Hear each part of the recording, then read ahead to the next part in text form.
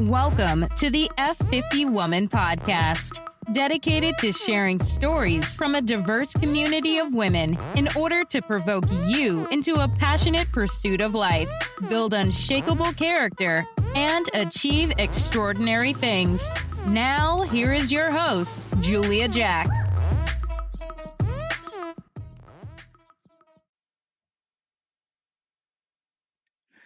Hey, F50 women. Thank you so much for joining us. I am here with Shay. She is a former salon owner, many decades making people, women, maybe men too. I'm not sure, Shay, you could let us know, but helping people to feel beautiful.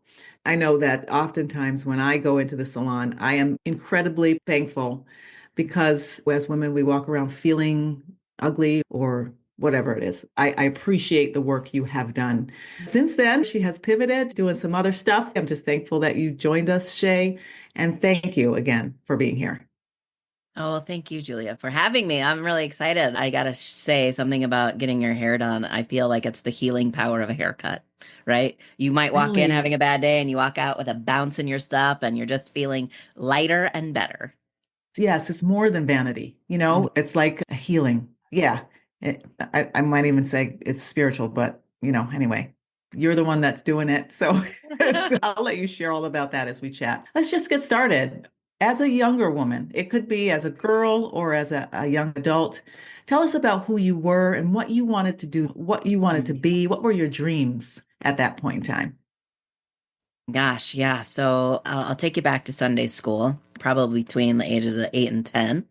And I was in the basement of the church, and I remember staring at this blank bulletin board, and it was like full of, like, it was cork board. There was nothing on it, but all of a sudden I had what I now know as a vision. At the time, I had no clue what was happening to me, but it was as if all of a sudden I saw a movie out of nowhere. And it was a vision of me standing on stage speaking to a group of people with a microphone in my hand. And I was like, wow, I don't know what that is. Wow. So it was kind of like I had it and then forgot about it. But I was outgoing. I sang in the church choir, sang in the church school choir, plays, things like that. I danced for 13 years. All of those things to get me on stage, thinking about that consciously, but I think subconsciously there were feelings that were driving the actions to get me on some sort of stage. I say all that because that's kind of what I saw. I remember one time, it was probably around 15 or 16, my mom and I are watching Tony Robbins, or watching Oprah, and Tony Robbins was on there. I thought, oh, wow, maybe that's what that meant. Kind of like what he does at some point around that same time frame. I don't even remember sharing the conversation with my mom about the vision, but I'm sure I did. We talked about angels, spirituality, and energy a lot growing up. Right. At one point, there was another woman on Oprah who was coaching people in fearless living, and her name's Rhonda Britton. And my mom said to me, you know what? I think you could do that. Many years later, I actually met her, Rhonda Britton, at a conference. Didn't remember this story until I went through her coaching program and was interviewing her for my podcast. And I was like, oh my gosh, you're the same lady that my mom pointed out to me when I was a kid. Like, wow, talk about Full full circle. circle. Yes. Wow. Okay. That's awesome. If I can just ask a question, because I'm curious. Sounds like you were raised in the church and your mom talked about angels and miracles and visions. And I know sometimes when we're in church, those seem like inappropriate things in some places. I'm just curious about your mother's background and her openness to that and where that came from. And did you ever struggle with that? I know that's sort of a sidebar, but I'm always curious about people's spirituality. I think it's so important. We believe in a God, and why not believe in visions and miracles and angels and all of those things? So tell a little bit about how that transferred to you. I would love to. I don't get asked this question often enough. So I love that you asked it. Thank you. So Yeah. around that same time frame, around 8 to 10 years old, I'm actually in the basement of the church attending Sunday school, Mhm. and I'm sitting in the back row as one troublemaker kind of does. We were learning the Easter story.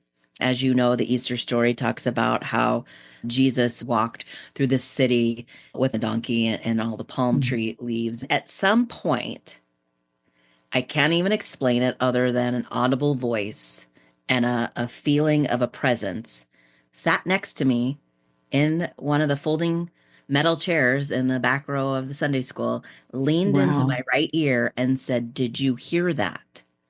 The Hmm. religious people killed Jesus. Hmm. Don't be religious. Instead, love everyone like Jesus did." I'm thankful and honored that I feel like God instilled that in me because it gave me my framework of my faith Yeah. to the point where I started, even at that age, saying to adults that I'm not religious. I do believe in Christianity, and I would say if I had to identify with one, that was definitely it. But I am Yeah. more on the spiritual side of Right. Christianity. As I've gotten older, it wasn't until I don't even know at what age I was. My mom and I would talk about spiritual things like angels and Hmm. miracles and things like that, visions, psychic abilities, if you will, but not like the 1-900 numbers from back in the day, right? More of being able to have premonitions or have feelings Right. or to like have a Yeah. knowing that something was going to happen or someone was going to call, right? Yeah. Those types of spiritual gifts. And we also figured out that we were empaths because after many years as an adult, I moved away. 4 hours away, I was able to feel something that she was going through and not even know that Wow. she was going through. Our feet were hurting at the same time, same foot. I honestly wish I had asked where all of that came from with her. I know my grandma, my mom's mom, didn't necessarily have that kind of connection in Mhm. conversation. She may have Yeah. had that connection, but she never talked about it. I love how my mom and I, that's the best part about our relationship is that we were open to having those kind of conversations. And we both Yeah. collected angels and read Angels on Earth books and magazines for many years because we Okay. just saw over and over how people have had real, actual experiences with angels on earth. Yeah. That to me also instills the hope that I think we sometimes, yeah, that we lose throughout our life. Thank you for Yeah. asking that question. Thank you so much for sharing. It's so important that we embrace the not understandable things. We believe in a God who makes miracles, but that belief, it's almost like you have to open up and Mm. move past the sentences in the Bible and move wider and beyond that, which we can't know in our minds. So I appreciate you sharing that. As an Please. adult in my mid 30s, Hmm. I was part of a church plant. And then the associate pastor, we kind of broke off from that and started a church out of their home and really Yeah. focused on community and focused on the Bible, as in diving into a chapter one line at a time. And so we Mm. took a year and a half to go through the book of Acts line by line. And it was by far the most growing spiritually I could do because Mm. everything that I thought about people back in Jesus' days Hmm. was laid out as truth. So when people would Mm. say, "Oh, you can't heal someone," like there's a thing called Reiki that I now do, Yeah. but at the time was kind of a woo-woo concept. Like everybody was like, "Oh, that's crazy. Why would you do that? That's a new age, right?" Yeah. And Yeah. here's the principles of it. We're Wow. instilled with the breath of fire of the Holy Spirit, just like the Yeah. disciples were. And Jesus said to them, "Go out and spread the good news." Do as I have done. And I'm Yes. thinking, so we have that capability inside us. We have Yeah. to be open, like you said, to really allow God to work through us. Which Yeah. takes setting aside that human ego that thinks I'm doing something. Let it work through you. Yeah. Yeah. I believe God has to work in us so Yeah. that he can work through us. That Uh, was part of my journey. I think the working in us or working in me is still mhm. an ongoing process, but man, I went through a lot. Now, this might be an unfair question because God chooses who God chooses. But have you ever looked back and thought, why me? It was, yes. Mhm. And it wasn't necessarily why me. It was Mhm. more that there's absolutely no way you have given me something like this. Okay. So it was a pushback, if you will, a denial. And it was a Okay. conversation, right? I believe in the power of prayer and have a constant conversation with him all the time. And so having that conversation with God about, yeah, that's really cute that you gave me these abilities, but no, I don't. No, I don't. No, no. Right. That's made up, right? Like that's not even real. I think most of us have that conversation over and over, right? Like Yeah. we'll believe in ourselves for a moment, we'll believe in our capabilities, their gifts that God's given us, and then something happens and we doubt them. And that's when we lean into, okay, God, really, I know that's not what you are called me here to do. And then Yes. something will show up again, and it's like, oh, but you are. Especially when that one sort of call comes and you're like, okay, great. Yeah, I'm going for it. Then well, no, no, no, no, no. Somebody else has to do that. Yes. And when did that moment happen for you? Was it a big moment or just like a continual moment? I'm asking that question because for me, it was a growth over the years. It came to a point where almost like I was squeezed and pressed in my life so much that I was like, that crushing moment where, they say if you don't crush, the oil can't flow kind of thing. And Mm, that's when I sort of surrendered and I was able to somewhat more allow God mhm. to work in me. And so did you have that moment, that sort of life pressed in and you were like, all right, God, all right, let's just do this now. You said the key word, surrender. Hmm. Yeah. And I think that's so important for your audience to really lean into. Uh, there's been multiple times I've had to remember to surrender. Yeah. And I feel like that crushing that you were talking about, God, I can't count how many times that's appeared in my life. But it's Okay. when you surrender and go, okay, God, I'm the vessel. What do I need to do? What work do you want to do in me? And to be honest, I was in an abusive relationship from my mid 20s to mid 30s. And Mm. I felt as if I was there for a reason. It was a constant prayer of, I pray for him, heal him, take care of him. And all of a sudden, one day, I don't even know where I heard it or how I heard it, but it was like, why don't you pray for you? Mm. So then I started to shift from heal him, take care of him, to heal me, take care Yeah. of me. And then sometime later, he was in a car accident. Unfortunately, I was able to get away. Okay. Before this, I was breaking up with him over the phone, and it was, here comes that audible voice and that presence again, leaning into my right ear saying, not now, not now. About 3 years later, he was in a car accident and his family was questioning me on his life and decisions that he was making and things that he was doing and things they thought he was doing, like work related and all kinds of things. And I'm like, yeah, none of that is true. What are you Mm. talking about? And then they turned it around where they were saying to me, oh, you're enabling him. You're taking care of him. He was an alcoholic. Oh, it's your fault, And I was like, whoo, Mm. wow. Okay. As I was literally leaving the hospital that first night, driving home, I remember all of a sudden it was like an old, I'll age myself here, a V8 moment, right? A knock Right. on the head of, oh, got it. Now I know what not now means. Not now meant I have to get to this point so I can hand him back to his family.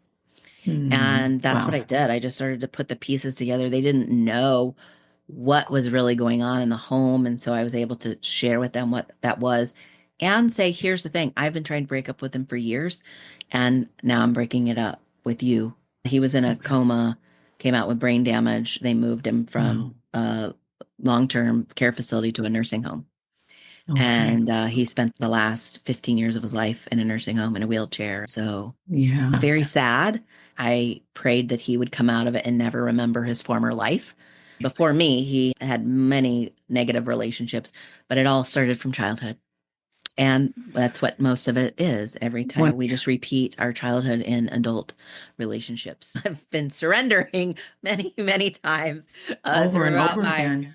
throughout my life. And I think that's just a reminder that when we, and this is my process, and it might, maybe some of your audience going through the same thing.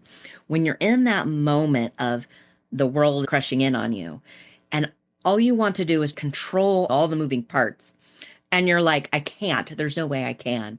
That is the moment when it's a reminder to go, got it, surrender. Instead of control, surrender. And then lean into the peace and the uncomfortableness, because it's uncomfortable to surrender, right?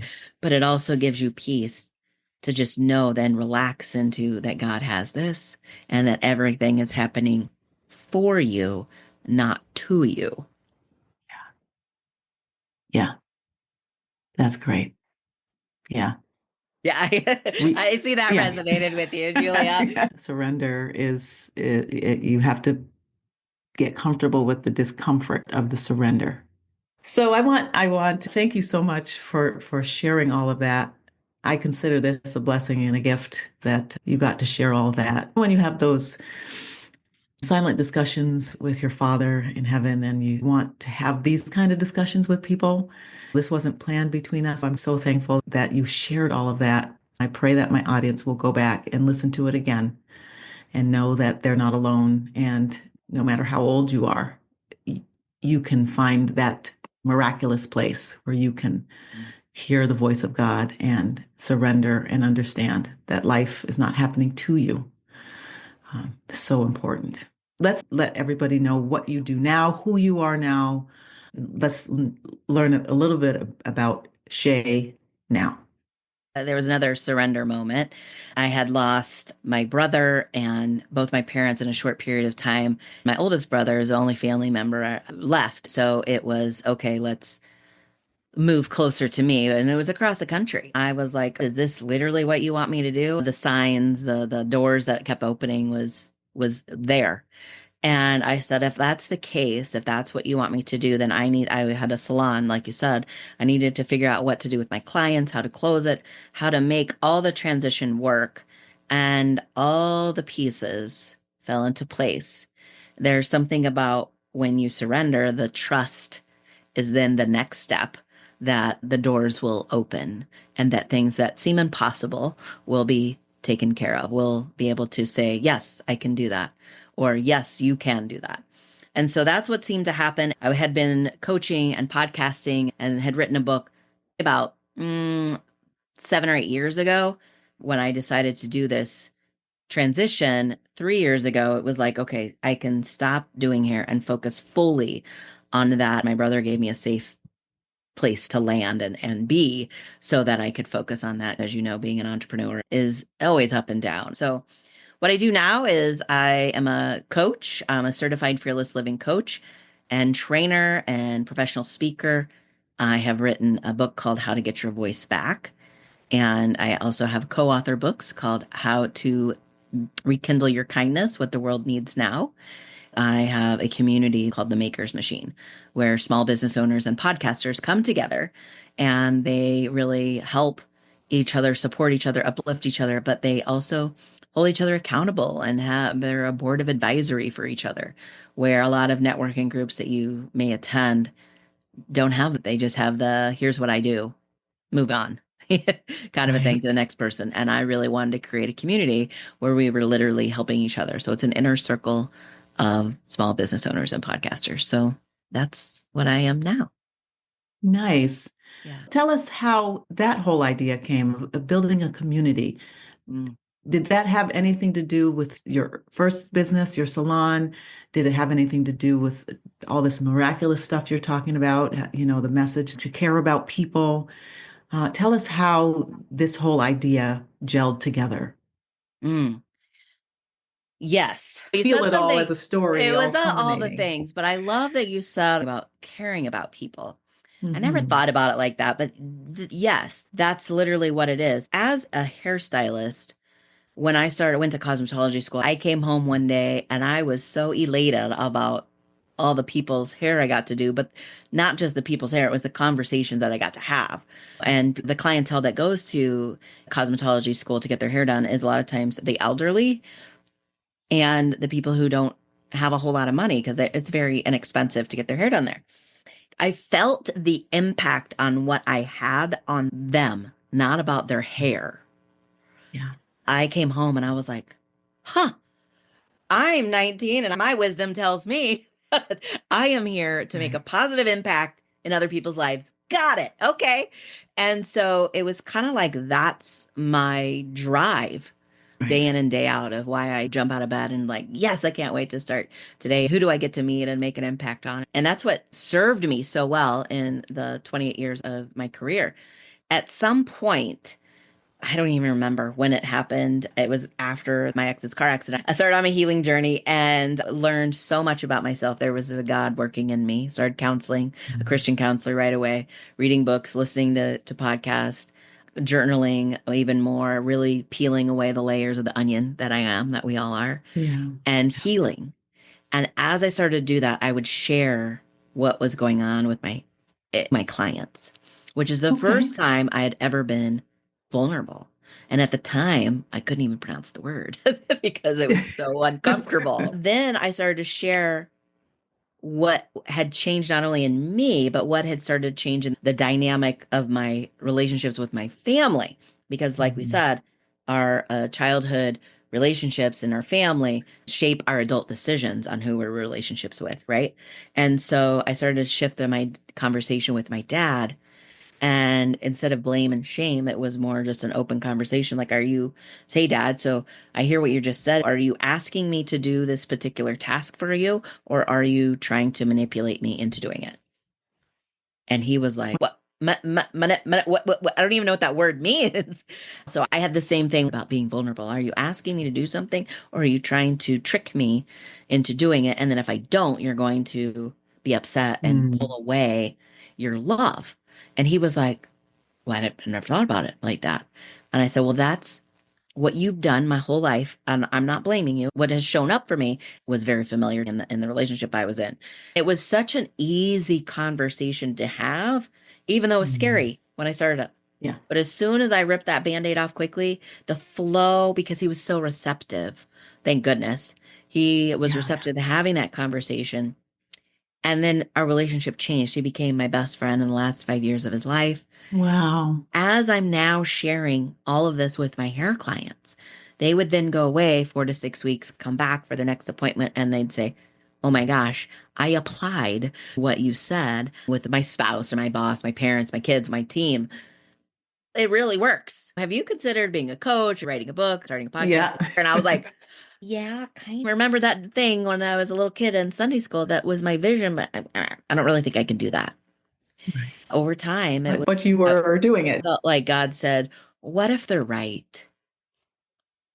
The thing I love about what I do is noticing when people have imposter syndrome and they go, oh, I can't do that. But people tell me that I can do it. Instead of going, well, what if they're wrong? Focusing on, well, what if they're right? Most of the time, we don't see ourselves as other people see us. We are our own worst critic. When we take what other people say to us as truth and follow that path, it's even a more opportunity to heal, the door of opportunity to grow. I call it exploring it with curiosity. You go on this journey of curious exploration and you're like, oh, well, if that's true, what else is true? Right. And then you find your lane, your purpose, where you best fit. So, question in the conversation with your dad, where did you find the courage to just do that? We grow up with our parents, they are who they are, and either we just back away from them or we keep the pattern and then go back irritated. Where did you find the courage to do that? Well, my Christian counselor gave me some really great advice. And you have to teach people how to love you. Yeah. And I saw, okay, well, shouldn't my dad know? He's a parent. He's been at this longer than ever. And he said, what if he never had the tools Yeah. to love? And I was like, wait, what? Like that never crossed my mind. So then I thought, okay, so I'm just going to start so I think I even said to him, so you just want me to reach out and hug him? Like, that's not going to go over well. And he's like, Right. yeah, that's what you do. You just reach out and hug him. And then it's like, well, what if it's awkward? And he's like, so what? Let it be awkward. And Yeah. I was like, huh, okay. And again, at the time, I could barely say the word vulnerable. So I was like, well, that's a definite trigger for my being afraid to be vulnerable. Right. And yet, it was just thinking about how if I don't do this and be vulnerable, he's not going to learn how to treat me. And then maybe he doesn't change, and that's okay. But I need to learn how to teach people how to treat me for not just my dad. It was almost like my dad was my first guinea pig on how to do that. And Yeah. it's amazing how once my wall came down, it gave him permission to let his wall down. Then it got to the point where he would just show up at the salon unannounced and just, it was like, come here and give me a hug. And it was like, That's beautiful. wow. Where's What? that? Yeah. It's so important for everybody, really. But for us women, we thrive on love Mm, that fills us up.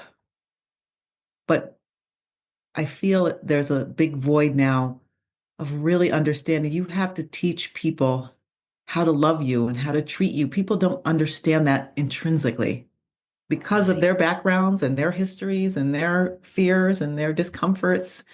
And so, what you just shared is so important. You have to teach people how to love you. And sometimes that means you showing them first.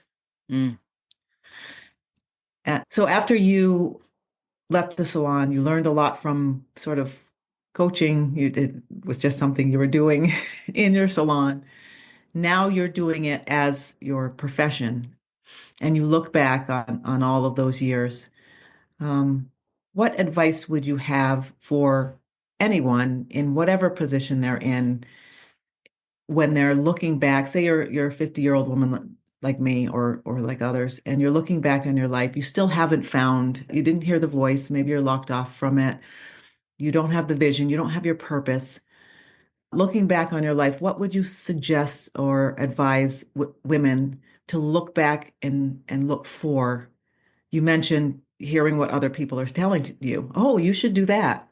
But as you're scanning back on your life, seeing your career, your family, however you move, when they're looking back, what is there anything you would advise them to look for in terms of who they were and where they've been? Say they don't yeah. have those people telling them, but they purposely want to find, why am I here? What would you Mm. advise them to look back for? Well, I just turned 50 this past year. I do this exercise actually quite a bit, especially with my clients. Okay. One of the things that I highly recommend is everyone journal. And you start with the question of what are the obstacles that I've overcome? Okay. I've noticed that coaching other coaches, business owners, the obstacle, in fact, I think there's a book called The Obstacle is a Way. Hmm. Noticing and being aware of what you've overcome is making you the expert on that subject. So that then the next person who's coming up behind you, you can then give them a hand up, not a Right. handout. Right. And that to me, I believe wholeheartedly is the purpose of life, is to really notice what we've overcome. And instead of saying, hey, I can do the work for you, saying, hey, this is what I've learned. When I went through my own mess, this is what I learned about it. Maybe this will work for you. Maybe it won't, but just know that you're not alone in this. We don't want to have you give out the whole counseling session. They would have to come to Shay and take that even deeper and further. One more question, though, if I may. Why journaling? Mm. It's so funny how things that we do in childhood then come back to haunt us or help us. In junior high and in middle school, seventh grade, our English teacher, and I grew up in a very small town, so I had my English teacher from seventh grade all the way to senior year. And he always had us journal every day. And it was so stupid in my head. I'm like, this is so dumb. I hate this. And he gave us a topic every day, and it was different every day. We had to turn it in, and I hated it. I didn't journal for a long time. I had some health issues going through my ex-boyfriend in the thick of surrender. Like, what am I going to do? Here I am stuck in this mess. What am I going to do?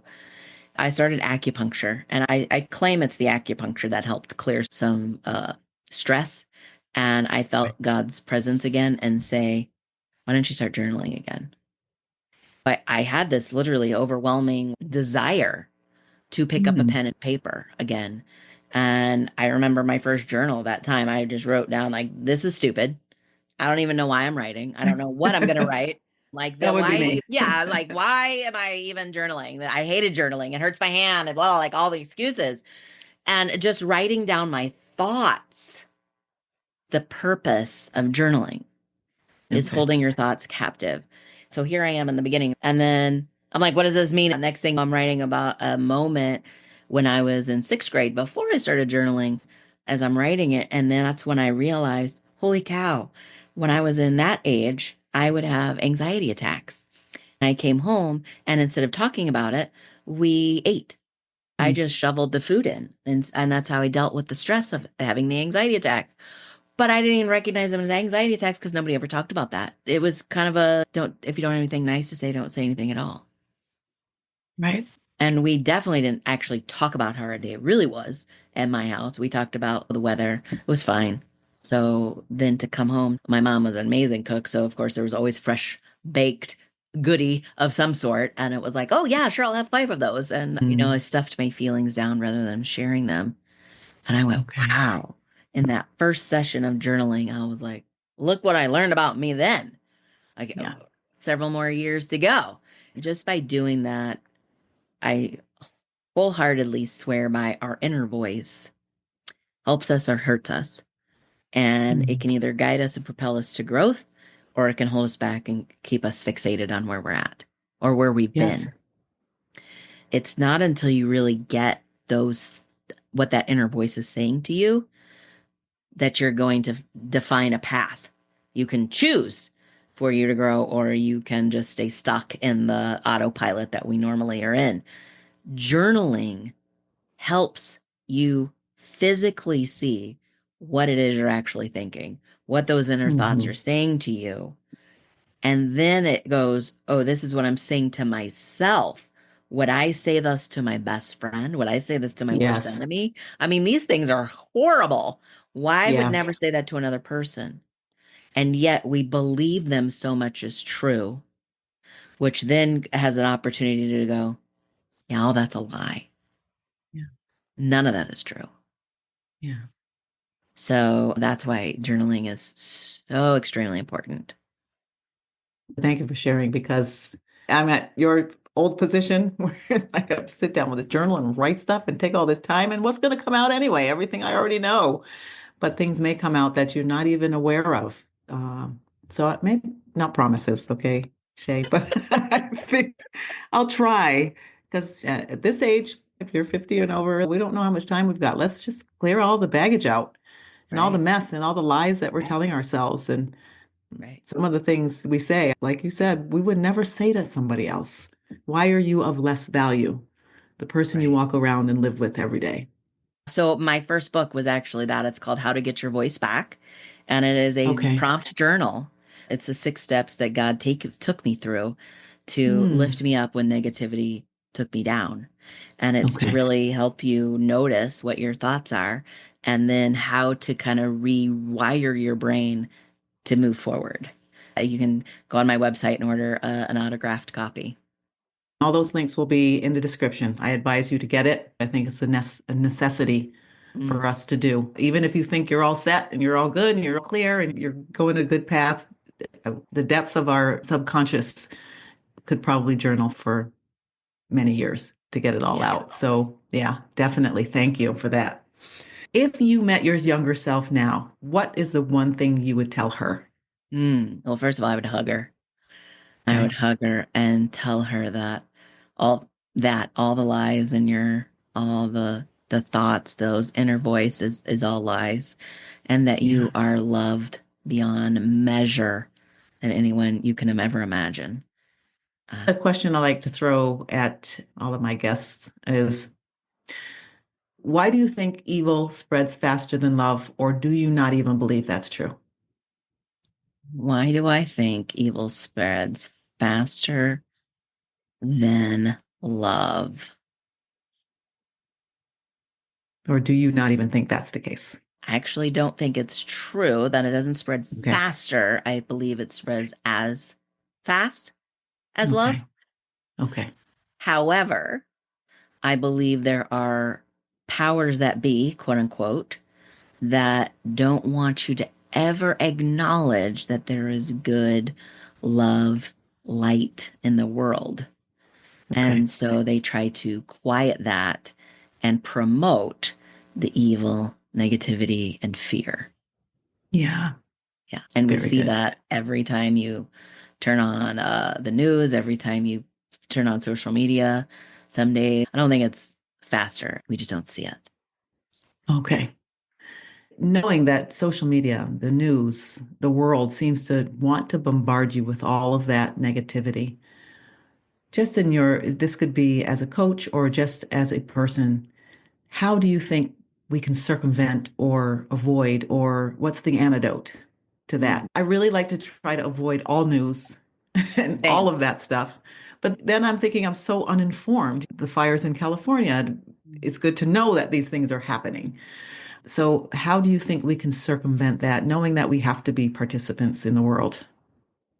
This is a hard one because I have it too. I just started watching the news recently with my new boyfriend, who's amazing and fantastic. And that's a whole nother discussion for another day, but they're news watchers. One of the things that they do that I found really helpful for me is that they have a channel that they stream. It's called Haystack News. It has news from everything that they've chosen, every channel that they've chosen, and it'll just Okay. be a minute to 3 minute blurb and then it moves on Okay. rather than watching the same news channel all the time. I think that's Okay. super helpful. I have to remind myself that I have zero control in any of it. Right. September 11th taught me that. My heart broke so bad. I was glued to the TV for weeks. Many years later, I was talking to one of my clients, the dean of psychology at a local university. She was saying how Mhm. people who did that in that particular time at September 11th, we were we were all experiencing a PTSD. Like it didn't happen to us, but we were watching it. So it was as Mhm. if it happened to us, reminding myself that I am such an empath that I have to go, this is not happening to me.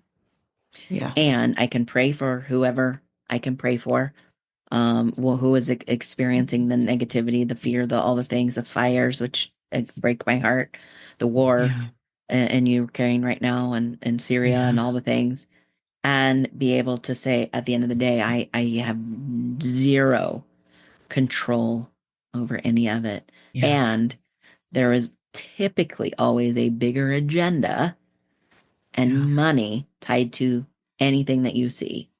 So if you think about that from the standpoint of, do I need to have this affect me? Or can I just take it in as, and I don't even have to have a conversation about it. You need to be informed, but at the end of the day, do you? Because you don't ever have Right. to talk about it again. And what can you do? What can I do? Yeah. And I will even back myself out of conversations about that when they ask me about it. Like, well, what'd you think of this? Or what'd you think of the debate? Or, whatever. And I'm like, I don't watch it. It's out of my hands. So Yeah. that's not an important thing for me. And I get a Yeah. lot of people going, oh, that's a terrible way to look at it. And I'm like, look how worked up you are right now. Right. And then we get anxious and upset, affecting our own bodies, minds, and relationships. Yeah. Most of those things we can't even touch or feel or affect. That's just our opinions. We're just chasing each other around rooms. As a hairstylist, I saw so many clients per day. I had watched so many people get literally physically ill Hmm. of the thing they were watching on the news, and it was the thing they were focused on, and not just focused, like hyper focused. on the one thing. And it was like, oh, you don't get how much it's manifesting and killing you. It's manifesting an illness inside your body. And so it's definitely an exercise of releasing it. Right. Yeah. And realizing you're outside of it and it's not part of you. And don't miss your life worrying about things that you cannot control. You have no power over it. If I can somehow if somebody gives me a grant or something and I can go to California and help feed people, or if I can house, then I can do something. Otherwise, I'm just sitting in my living room with my family around me, missing them, curled up in a ball of crying about something I just can't do anything about right now. That is really good advice. I think a lot of people now need to hear. Well, and I will say, you mentioned curled up a ball crying about. I feel like God hears our tears as unspoken prayers. Right. So even though you're crying and you're feeling like you're not doing anything, that crying is the doing, is the releasing of the control of it for you. But it's also talking to God, going, my heart breaks for them. Help me through this. Help them through this. Yeah. Beautiful. You said a phrase about tears. I can't remember exactly, but I'm going to go back and listen to it. Tears are unspoken prayers. There you go. Tears are unspoken prayers. That's wonderful to remember. And when they flow, don't hold them back. Sometimes that is your prayer. Absolutely. Yeah. Wonderful. Thank you so much for spending so much time with us. I think I could talk to you all afternoon. You've got a lot of wisdom and grace, and I'm thankful to have shared what God shares with you. But now I want to give you time to let our audience know how they can find you, what your new project is, or workshop, or let them know what you're doing so they can get in touch with you after this podcast. Your website, your email, or Instagram, or whatever you want to share, they will be in the comments so everybody will be able to click on them and get to you. Thank you. First of all, thank you so much for having me on, Julia. This has been a blessing to me to meet you and to share kindred spirits. So thank you for that. You can connect with me on all social media at the Sha Sparks on Instagram and Facebook, LinkedIn, YouTube, Sha Sparks. And that's SHASPARKS. My website is shaysparks.com. If you've listened to this and you're like, gosh, she has shared some wisdom and I really like the journaling part, or I'm curious about what fearless living coaching must be like, I do have a column or something a link that they could book an appointment with me if they're interested, if your audience is interested, to take whatever it is that they're going through and help you grow through it rather than just go through it and take fearless action towards what it is that they're wanting to move through. My podcast is called The Sha Sparks Show. You can find it on all platforms, Apple, Spotify, and my website is theshasparkshow.com. If you are a small business owner or podcaster, I have a PDF booklet that you can download. There's a lot of growth exercises in there, as well as tapping into your inner and business voice. So we have 3 voices I believe in: your inner voice, your business voice, and your legacy voice. A lot of times we're living our legacy right now. We don't even realize it. But this really helps with the inner voice and our business voice. So you can go to theshasparks.com and you can download it there after you enter your email. Okay. I'm going to check that out. I've never heard of those 3 voices. Very cool. I think I need that. Well, thank you so much, Sha Sparks. Thank you for joining us. Thank you for sharing your wisdom, and I wish you all the best in everything you do going forward in your new relationship. I'm excited for you with that, and your counseling. I know you're going to help a lot of people. Thank you for being here, and be blessed. Thank you. Stop.